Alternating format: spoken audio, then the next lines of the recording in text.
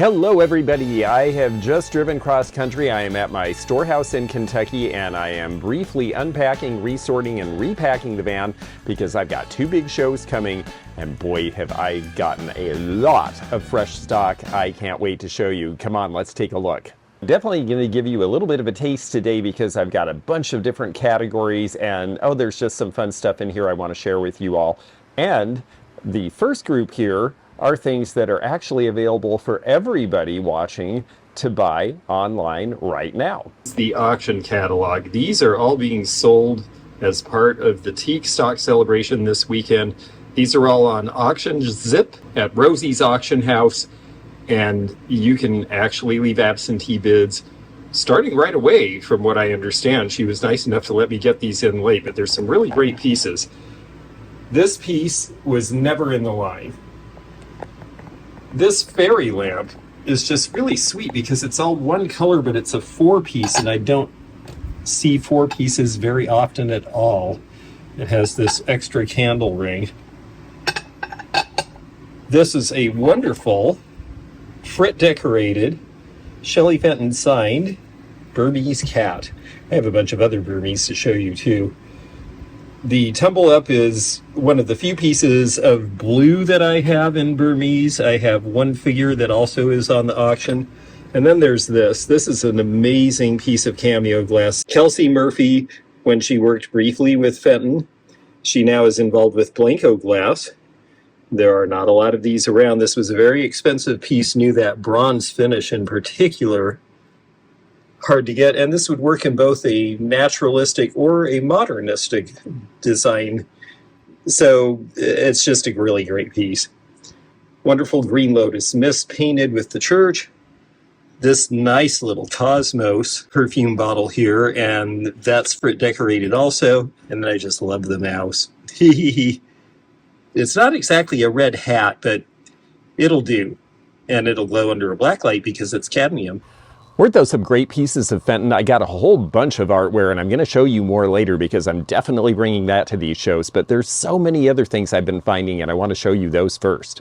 First of all, there is more than just Fenton glass coming to this show. I've got some really cool pieces of Italian glass, including these wonderful birds that I just got. They need to be washed, honestly, but look at that Sommerso style with the various colors inside of colors inside of colors. These were sitting on a mantelpiece in a Cheyenne, Wyoming estate, and I just had to have those. And then the very next place I went, there was this little bowl that matches the colors. I think you'll see these colors better in person than you will against this green background, but these are just really sharp and I was so happy to get them. And then there's this table of goodness. There are all sorts of fun things here. We've got an old Coca-Cola thermometer. This one is the 1960s or 70s because it's got Fahrenheit and Celsius, but it is made in USA, which tells us it has the necessary age to be something we will sell. It's on a rack that advertised Krylon. And look at these self-spraying cans from the 1960s doing all sorts of stuff. All sorts of cool things that we wish we had now, like scooters and old refrigerators and that 1950s car over there. Laura Caldwell tipped me off to these. These are Wolford lamps. They were very popular in the 70s and 80s. They're a very simple oil lamp. This little size sells for about $25 or so. They were made in California. Big sizes can go up for as high as 100 a piece, and I have a couple of those too. This cute little honey jar. I am looking for studio pottery if it's interesting and fun or has a good signature. This has a fairly distinctive handprint signature that I bet we might be able to find if we looked for it. But I just love that face. And then we have a necessary product for certain gentlemen and a necessary product for students of all sorts or anyone who uses a pencil, because this is a pencil sharpener. It's the old Koh-i-Noor where you put the pencil in the top and turn it around. I always thought that was a neat mechanism. The tie holder here is pyrography from about 1915, and it shows a bunch of kids having baseball. So these were actually meant for boys' ties or men's ties, but they also did these for the ribbons that the Gibson girls put in their hair. Cute little thermos here. This is a good piece of Roseville. This is the moss pattern. Moss is one of the more collectible and harder to find patterns. These typically sell for somewhere in the $100 range. And we also have a really good piece of Weller Lorbeek. In fact, I think I have a few pieces with me. I think I have a larger vase as well. That's just such a great design. Very Art Deco, right from 1931. There is the stamp. I just sold the Flower Frog on eBay. In fact, I've got some other things listed on eBay, but not any other Lorbeek. But I am running those listings right now, actually. And then this is a really fun piece that I was going to put on eBay, but I decided to take it to the show instead. It's got an English registry mark. I believe this is Courage ware. And this is Victorian, absolutely, from England. I love the rope handle. The color and the design is just really striking. This is also English. This is John Alden and Priscilla. This is by Roland and Marcellus in England, but of course this is a historical view from America made for a company in Kansas to sell. And I did, in fact, get it in Kansas. And I just like the multicolor and also just the story. Longfellow, of course, wrote the poem about them, and that was an old family legend because he was related to them. Nice Gouda, or Howda, pottery piece. This candlestick is the Floraline. This was popular in the 1930s era of Gouda. I like the butterfly tray. It's just a nice shape. Norman Belgetti's designed this camera along with others for Kodak. It's always fun to have this Art Deco face with this diaphragm. You don't see this model as much. The gumball machine is one of the few things I've had for a while, but it was sitting in an obscure spot in Seattle and I decided it needed to go to shows. And it is right in front of a West German vase that I found, again, at that estate sale in Cheyenne, Wyoming. It was interesting. A lot of modernists in Denver and northern Colorado, but for some reason they didn't get to this estate sale, so the modern stuff was mine. This is just cute. It's a placard that stands up from the 70s. No one else can fill your shoes, but they look like the dogs from... what was that? Hush Puppies? I don't think they use dachshunds, but they're awfully cute. This is just really cool. This is composite wood, and the dealer thought it was resin, so they priced it really cheaply, but it actually is wood. It's Kiowa of Alaska. Now, usually I wouldn't be bringing totem poles to the Midwest, but I found this in Idaho, and it was such a good deal and such a great piece. And I have some basketry that I'll put with it, so we'll have a nice little display.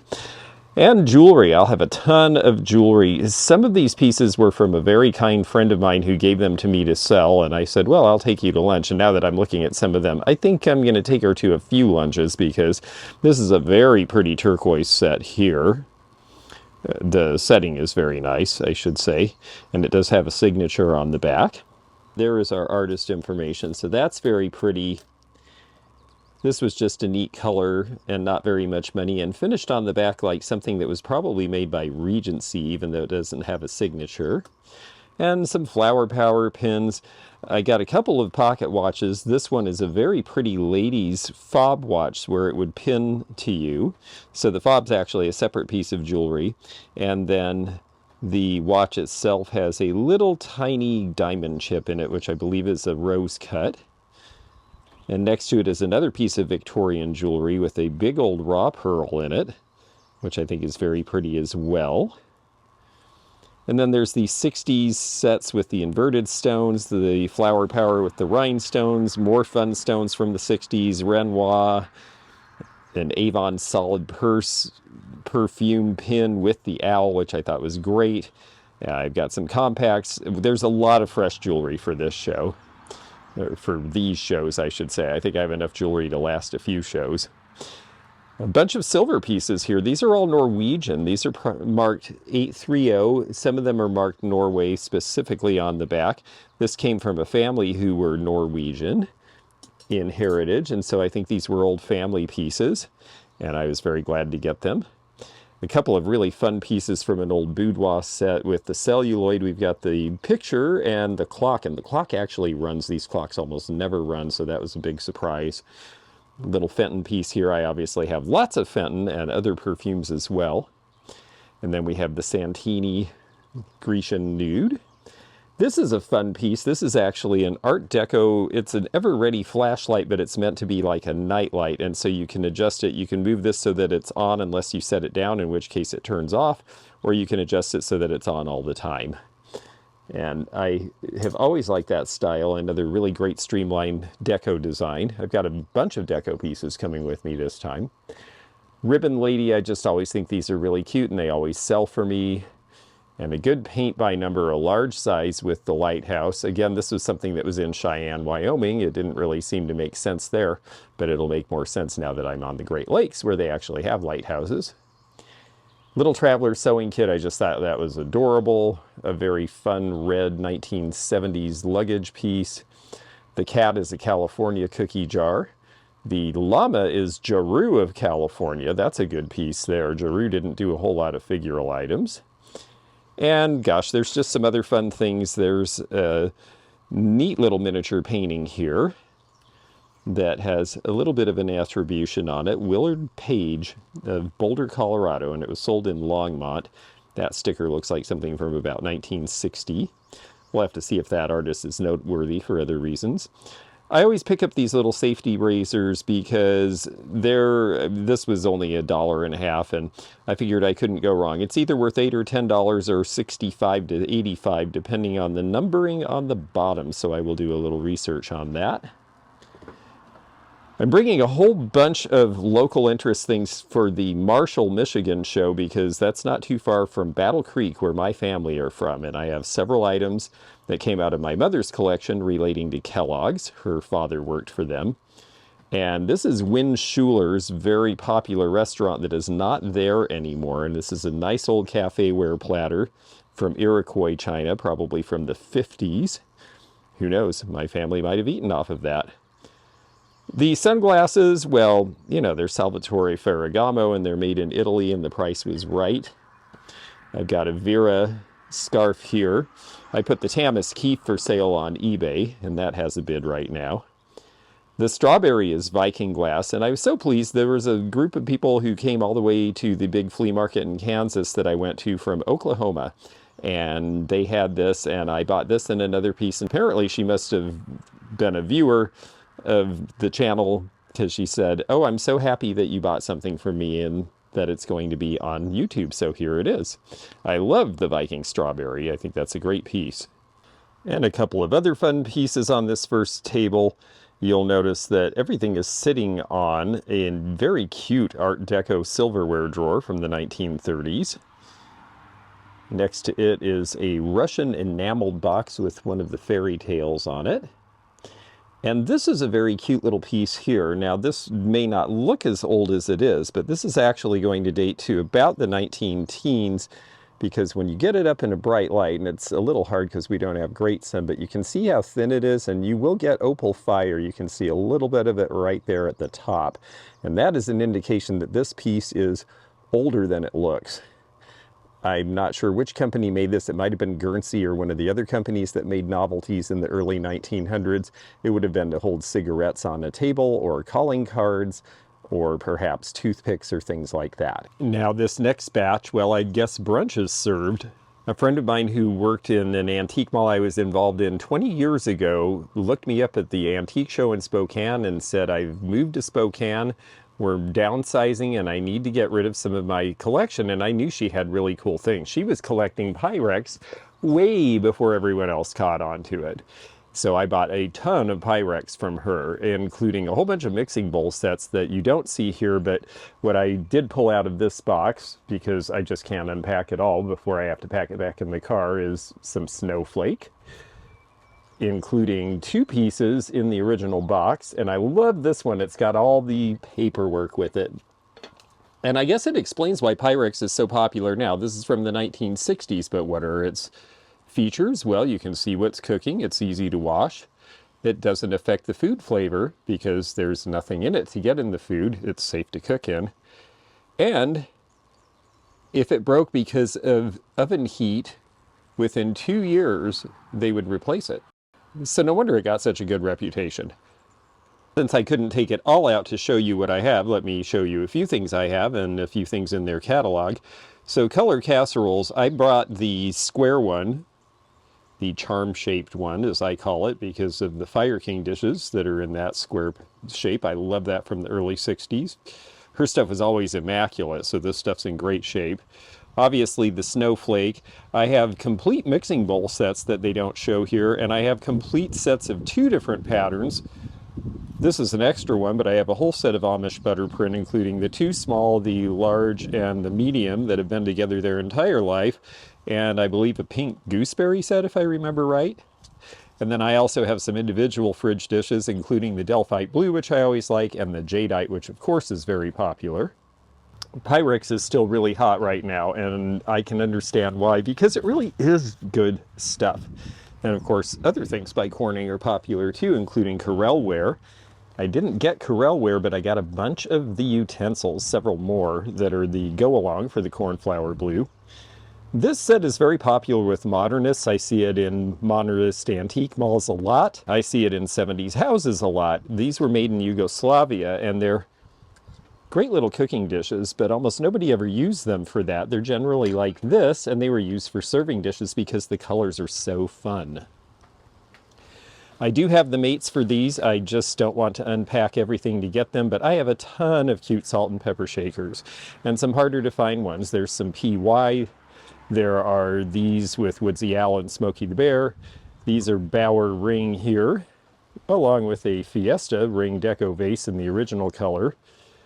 2 Fiesta trays. The smaller of the 2 is the medium green from the 50s. Notice the difference? It's easy to tell in this natural light. The Manning Bowman fan works. And these candlesticks, the orange ones, that is Caliente pottery out of California. I just think the color is so fun. And these are also more known on the West Coast, but I had to bring them because they're adorable. They are Valona Star of California. Valona Star only produced in the 40s and 50s. These were some of the larger and more interesting things that they made. It's the cream and sugar, and again, her stuff is in amazing condition. Oh yes, and for you Pyrex lovers, yes, a Pyrex rolling pin. And there it is. Looks more like their lab glass, but you could put ice or very cold water in it to help keep the flour from sticking.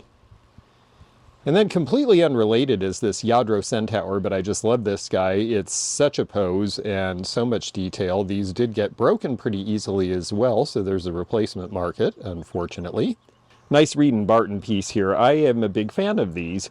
Now, silver plate is not something a lot of people love, but theirs tended to tarnish very evenly and darkly, and you can leave it that way because the real attraction was the enamel coloring on the inside. They did these around 1970 in all sorts of shapes and sizes, and I just think they're terrific, so I pick them up whenever I can get it. I think I've got another one in the box somewhere.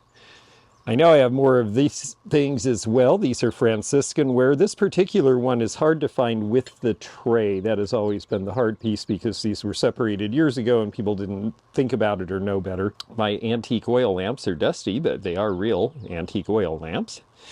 I think I've got a lid for this guy. I've got to find that. That's Viking, of course. And in the back we have another paint by number, and then this tray, which is lucite from the 80s. It does have a signature. This is very 80s Deco Revival, the Joel Lewis signature in the corner there.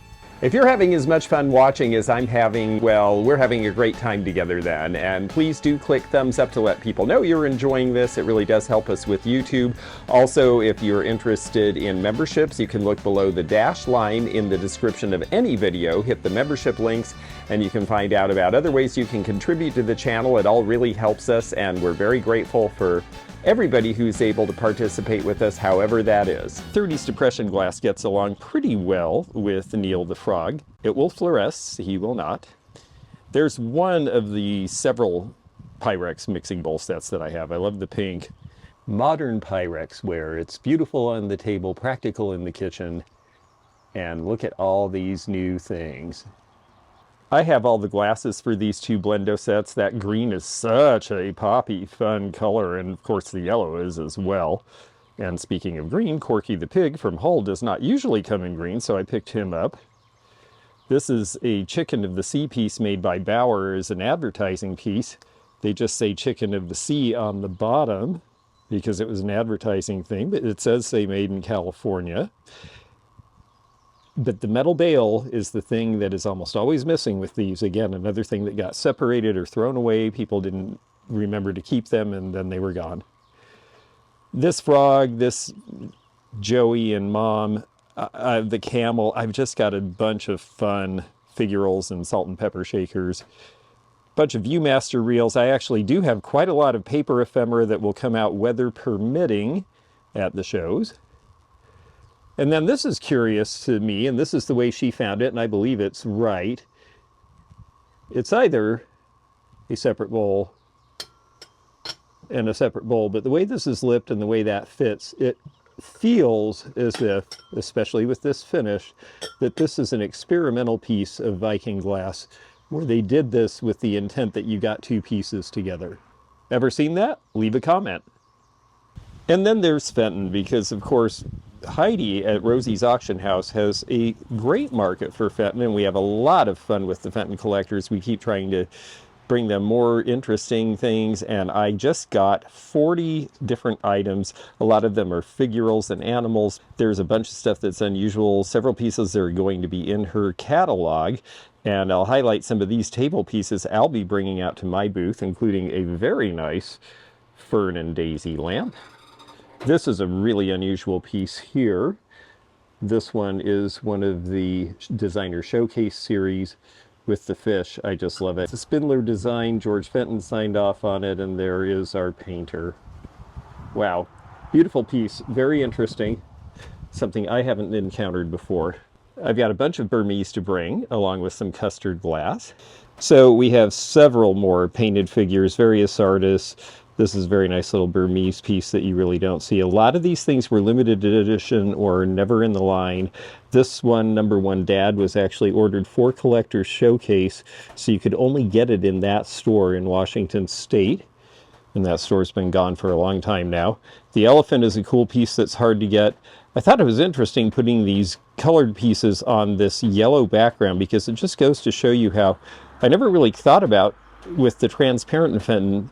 There's such richness to the color, you could actually make different color tones depending on how you display. So that was an interesting revelation to me. A few of these things, well, the revelation is that they need to be dusted. But this is a nice 1950s set here. There's Vasa Marina from the 1960s in the back. That piece was never in the line. Neither was the Jack in the Pulpit, meaning these were experimental pieces in those colors. This is a very cute angel here. Few other damsels, and a Santa, along with some nice perfume bottles. So it's a fun collection. And natural animals, and a box full of Burmese and custard that's coming underneath. I've always loved this guy, the old Let George Do It owl, which was originally conceived of as a spinner. And he glows really neatly under that black light. Just a lot of fun pieces. Nice hand-painted rooster here. I do have the right stopper for the Vaseline. We'll get that fixed by the time we show these. And this is just cute. This will be something to take to Marshall, Michigan, because Battle Creek, where my family are from, is just down the road, and I've got a bunch of Battle Creek stuff to show. So much more cool stuff I'd love to show you, but I guess that's why I'm doing a show. So come out and see me at one of the shows. We're going to have a great time. We will have auctions and appraisals and the show in Michigan and Marshall next weekend, and 2 weekends from now in Springfield, Ohio. So we really are looking forward to seeing as many of you as can come. And for the rest of you, we'll share the fun on this channel. So keep on watching, subscribe if you haven't, and thanks for all of your support. If you enjoyed this video, check out this one. Also, click thumbs up to like this video, and check the description for information about our Patreon, our memberships. We've got a lot of different levels with different perks and bonus videos and early content. Also, please do check out our website, theantiquenomad.com, for appraisal help, and we'll see you again for more adventures in the antique and vintage community soon. Bye for now.